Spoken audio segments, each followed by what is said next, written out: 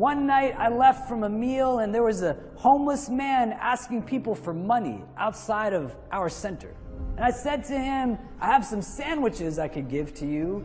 And he said, I don't want your sandwiches. I walked away thinking that this guy doesn't want my food. All he wants is money. He's probably not even hungry, or he's going to use the money on drugs or alcohol or something like that. And I caught myself in my thoughts. And I said, the only person who can answer why he doesn't want my food is he himself. And so I walked back to him and I was a little annoyed and I said to him, why don't you want my food, man?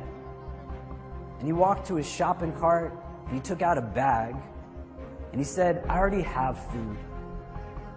And he said, if I was to take your food in addition to the food that I have, there's no way I would be able to eat all of it, and some of it would get thrown away. And he said, me living the life that I live, I will never throw away food. And I said thank you to him for not just teaching me something about himself, but teaching me a lot about myself. And I walked away with a different recognition of who it is that I'm not necessarily today, but what it is that I really want to be in the long term. Society teaches us to look at ourselves a lot, but not really look for ourselves. You just think about how much time you spent in front of a mirror, how much time you spent in terms of the care of your physical, your external, to fit into boxes that people place you in that you might not even know you're in, but you're trying to fit into somebody else's standard of who you're supposed to be. Where you have people who are definitely making the world a much dirtier place.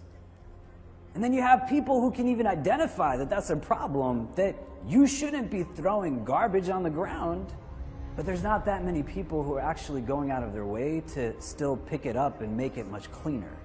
And I think where we transition into that third place, that says that it's not just enough to say that something that is not good, because you can say that that's wrong, but what are you doing that's right? What are you doing to add something that's just positive?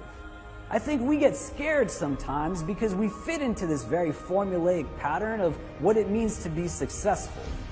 Our sense of identity is tied to things that we possess and things that we own, and our sense of fulfillment is based off of things that come from outside of us rather than inside of us.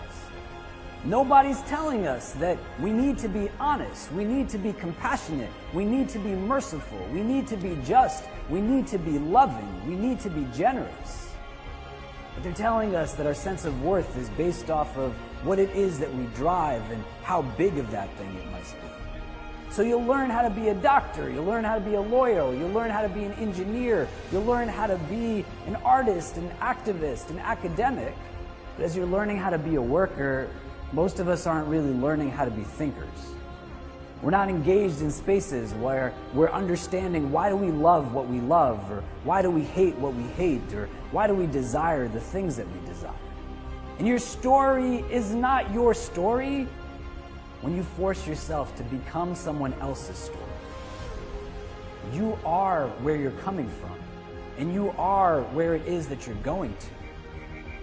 The only person you need to compare yourself today to is the person you were yesterday. And if you want to have a competition with anybody, then make it between those two people. You'll find yourself in this space where the person you are today is no longer afraid to meet the person that you can become tomorrow.